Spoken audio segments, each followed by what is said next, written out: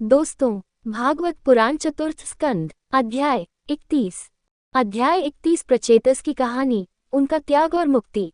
मैत्रेय ने कहा, तब 1,00,000 वर्ष तक लौकिक और पारलौकिक सुख भोगने के पश्चात प्रचेतस को श्रेष्ठ ज्ञान की प्राप्ति हुई। भगवान विष्णु के वचनों उपरोक्त 4.30.18 को स्मरण करके उन्होंने अपनी पत्नी को अपने पुत्र दक्ष की देखभाल में सौंप दिया और तुरंत ही घर छोड़कर सन्यासी बनकर चले गए। पश्चिमी समुद्र तट पर, जहाँ जाजरी ऋषि ने परम सुख प्राप्त किया था, उन्होंने आत्मा के विषय में अन्वेषण यज्ञ रूपी सत्र करने का संकल्प किया, जिससे यह अनुभूति होती है कि आत्मा सभी प्राणियों में निवास करती है। नारद, जो देवताओं और राक्षसों दोनों द्वारा प्रशंसा के योग्य थे, ने उन्हें प्रचेतस देखा जिन्होंने अपने प्राण, मन, वाणी और दृष्टि को नियंत्रित किया था। अपने यौगिक शारीरिक आसन के स्वामी होने के कारण उनके शरीर दृढ़, अविचल और सीधे थे। उन्होंने अपने मन को परम पूर्ण शुद्ध ब्रह्म माया से मिश्रित पर केंद्रित किया।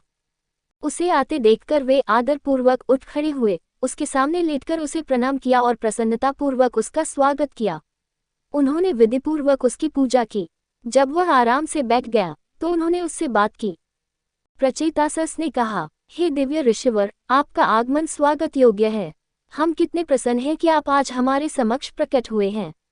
हे ब्राह्मण, आपका घूमना संसार में सूर्य की गति के समान है, जो लोगों के भय को दूर करता है। भगवान शिव और भगवान विष्णु ने हमें जो भी ज्ञान दिया था, उसे हम गृहस्थ जीवन के प्रति अपनी प्रबल आसक्ति के कारण लगभग भूल चुके हैं।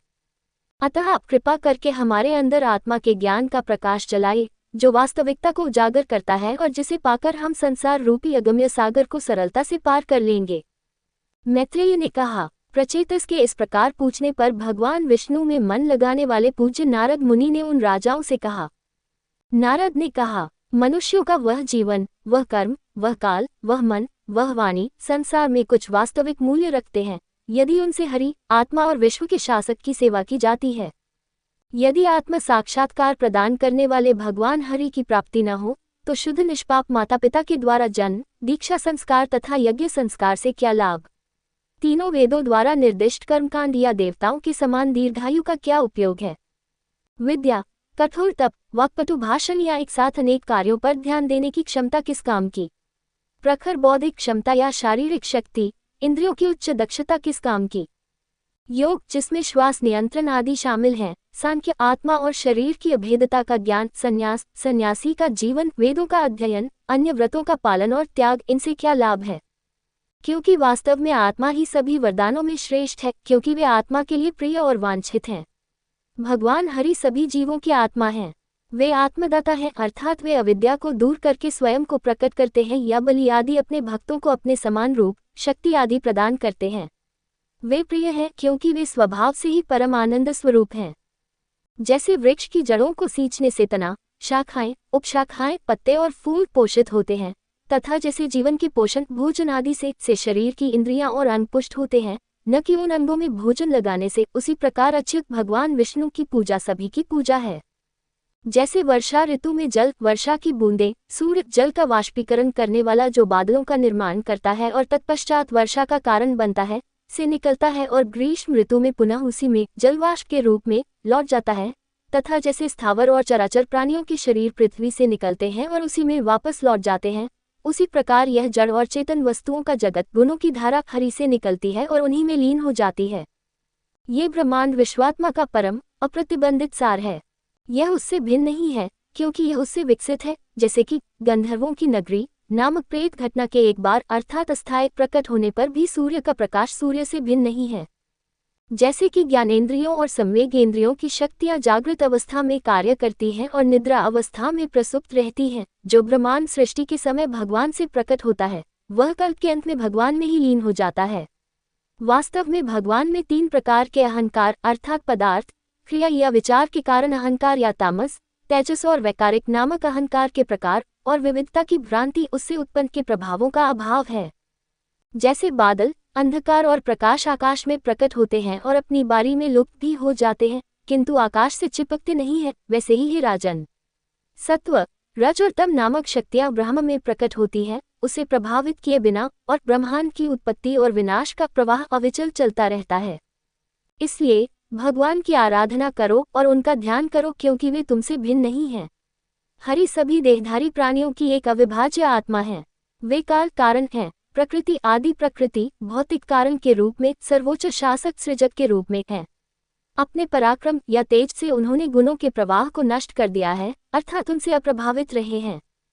समस्त जीवों पर दया करके, किसी भी वस्तु में संतुष्ट रहकर तथा इंद्रिय विषयों से विरक्त होकर इंद्रियों की तृष्णाओं को शांत करके भगवान हरि तुरंत प्रसन्न हो जाते हैं। अविनाशी भगवान हरि को निरंतर बढ़ते चिंतन द्वारा उन पवित्र लोगों के शुद्ध हृदय में आमंत्रित किया जाता है जिन्होंने सभी तृष्णाओं को दूर कर दिया है। वे हृदय के स्थान से बाहर जाना नहीं चाहते, क्योंकि उन्हें अपने भक्तों के प्रति अपने कर्तव्यों का स्मरण रहता है। हरि उन गरीब लोगों से प्रेम करते हैं जो उन्हें अपना एकमात्र धन मानते हैं, क्योंकि वे उनकी भक्ति में मधुर आनंद की सराहना कर सकते हैं जो उद्देश्यहीन है और केवल उन्हीं पर केंद्रित है। हरि ऐसे कुटिल बुद्धि वाले लोगों की पूजा स्वीकार नहीं करते हैं जो अपनी विद्वत्ता, ऐश्वर्य, माता पिता और उपलब्धियों के अभिमान के कारण दरिद्र किंतु धर्मात्मा लोगों का तिरस्कार करते हैं। वह श्री अपनी पत्नी धन और सौंदर्य की देवी में आसक्त नहीं होता, यद्यपि वह सदैव उसकी सेवा करती रहती है। नहीं, वह उन राजाओं और देवताओं की सेवा करता है जो उसकी कृपा मानते हैं, क्योंकि वह स्वयं पूर्ण आनंद आदि है, परंतु वह सदैव अपने सेवकों भक्तों की इच्छा के अधीन रहता है। ऐसा होने पर कोई भी कृतज्ञ व्यक्ति उसे कैसे त्याग सकता है। मैत्रेय ने कहा, इस प्रकार ब्रह्माजी के पुत्र नारद मुनि ने प्रचेतस को भगवान हरि की ये तथा अन्य कथाएं सुनाई और ब्रह्मा के लोक को लौट गए। नारद जी द्वारा वर्णित तथा संसार के पापों को दूर करने वाली श्रीहरि की महिमा सुनकर वे प्रचेतस उनके चरणों का ध्यान करने लगे और उनके लोक को प्राप्त हुए। हे विदुर, अब मैंने आपको वह सब कुछ बता दिया है जिसे बताने के लिए आपने मुझसे अनुरोध किया था, अर्थात हरि की महिमा से युक्त प्रचेतस और नारद का संवाद। श्री शुक ने कहा, हे राजन श्रेष्ठ, यह मनु के पुत्र उत्तानपाद का वंश है, ये तुमसे कहा गया है। अब प्रियव्रत उत्तानपाद के बड़े भाई की वंशावली सुनो, जिन्होंने नारद जी से विद्या प्राप्त की थी और पृथ्वी का भोग करके अर्थात उस पर शासन करके अपने पुत्रों में राज्य बांट दिया था और भगवान के धाम को प्राप्त हुए थे। मैत्रेय कौशरव द्वारा वर्णित अजेय भगवान हरि के विषय में ये पवित्र कथा सुनकर विदुर भावविभोर हो गए। उन्होंने अपने नेत्रों से आंसू बहाते हुए भगवान के चरणों को अपने हृदय में स्थापित किया और अपने सिर से मुनि के चरणों को पकड़ लिया अर्थात उन्हें प्रणाम किया। विदुर ने कहा, हे महान योगी, आप दयालु हृदय के हैं।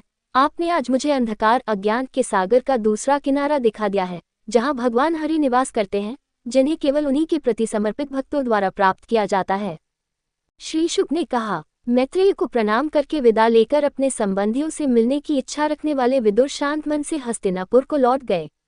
हे राजन, जो मनुष्य भगवान श्रीहरि को समर्पित राजाओं का वृतांत सुनेगा, उसे दीर्घायु, ऐश्वर्य, यश, कुलसुख, पुत्र पौत्र आदि राज्य और शाश्वत सुख या देवत्व की प्राप्ति होगी। दोस्तों, भागवत पुराण चतुर्थ स्कंद समाप्त हुआ। अगली वीडियो देखने के लिए आप चैनल सब्सक्राइब जरूर करें और लाइक करें और कमेंट करें। जय श्री राधा कृष्ण।